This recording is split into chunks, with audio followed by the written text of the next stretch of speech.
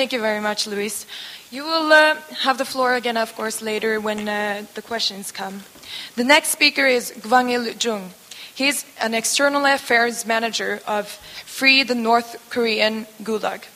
It's a non-profit organization which investigates and raises awareness of prisoner treatment and detention facility conditions in North Korea.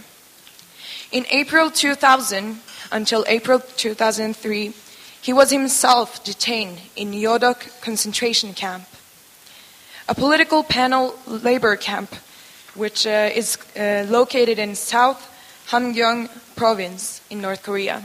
He will now tell his story. Please. Hello. I'm going to introduce myself first. My name is Gwang-il Jung. I am 47 years old. I defected North Korea and then now I live in South Korea. And I'm working in this organization named Free the North Korea Gulag as an external affairs manager. And my human rights have been violated and suffered ill treatment in North Korea, and I would like to speak about my experience.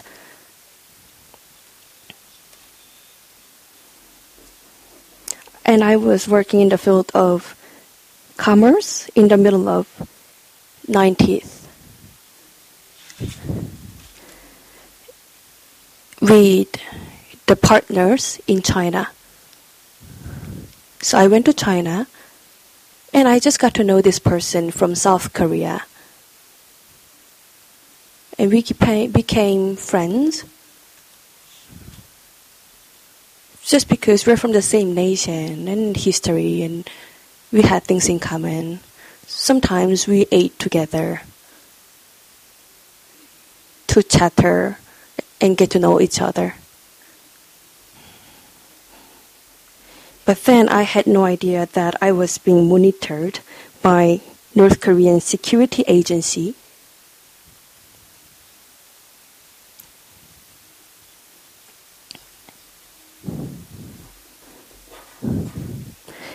And when I came back to North Korea on the 22nd of July in 1999, I suddenly got arrested by the police. And I had no idea why.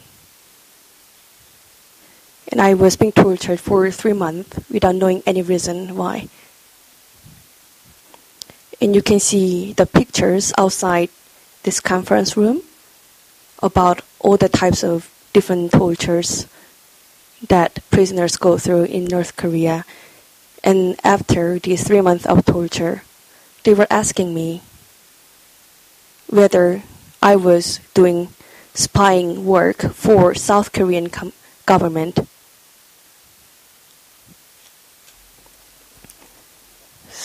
And this is what they were investigating me about. But I had no idea why they were asking me these questions. And I said, no, I was not a spy. But then the tortures continued, forcing me to confess,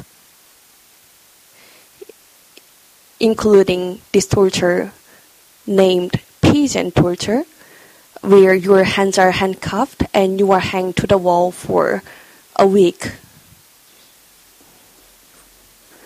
So when I was arrested, I was weighing 75 kilograms. But then after 10 months, I weighed 36 kilograms. So because it was physically too difficult, I made a false confession that I was a spy. So after this false confession that I made, because of physical difficulty, I was sent to political prisoners labor camp in Yodok. But I was not even a spy, but it was not only me who had to make this kind of false confession. There were a number of other people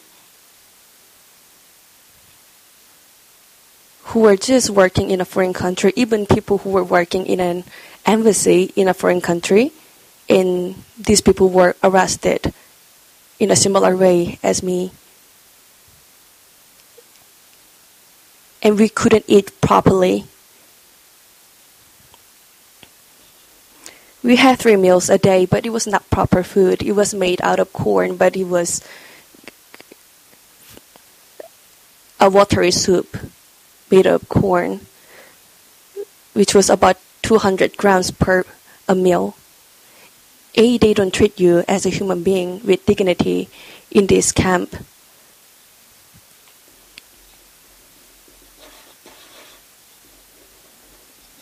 And when we are harvesting corn, for example, sometimes these prisoners go to steal some corn because they are starving.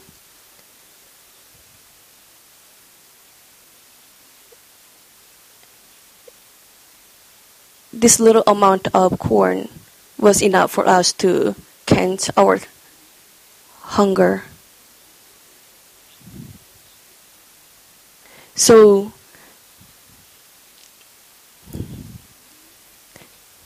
the directors, the supervisors of the camp gave these corns mixed with human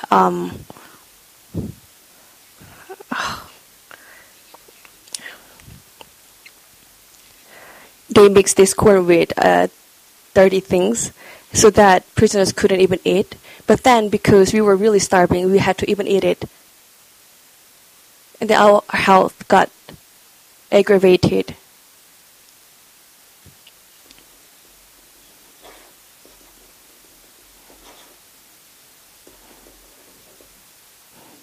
And we were also sent to cut trees down, about 7 trees per day. And we had to carry them by ourselves.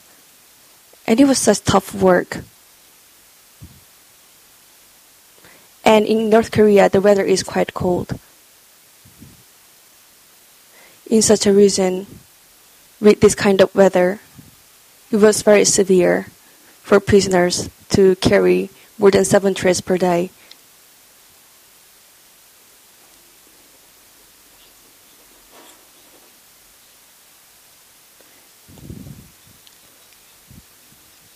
And then the supervisors make this promise that the prisoners will get 1 kilogram more of food if they carry more trees. So this was a place where the law of jungle ruled because people were starving. They were struggling to carry more trees even if they were subject to physical injury. And even when they had to risk death,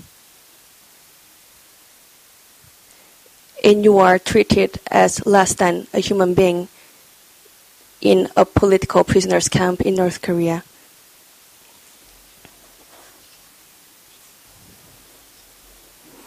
In winter in North Korea, the land gets frozen with approximately 2 meters of ice.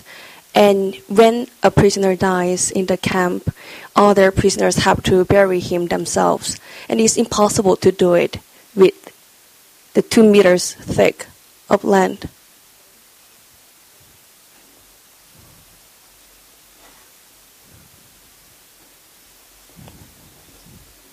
And when the land melts, you find these dead bodies again, and they are rotten.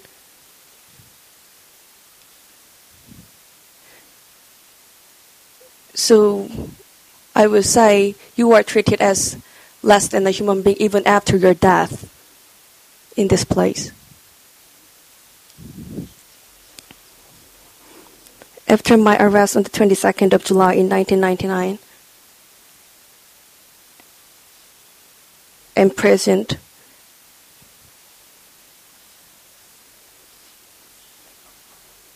I was released on the 12th of April in 2003, and in exactly 12 days, I defected North Korea to China.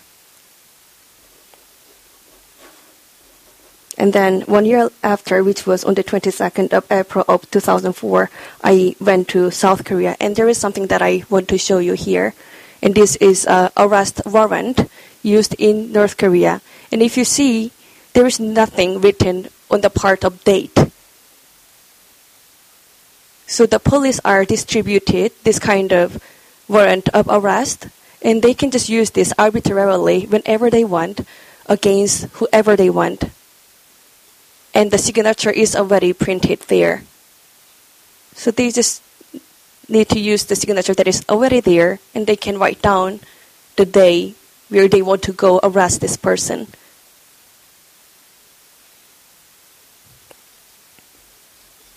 But if you look carefully at the part of the year, it says 19, which means that they are out of enough paper. So they just write down 20 and then they use it over and over again. This is the situation in North Korea. Thank you.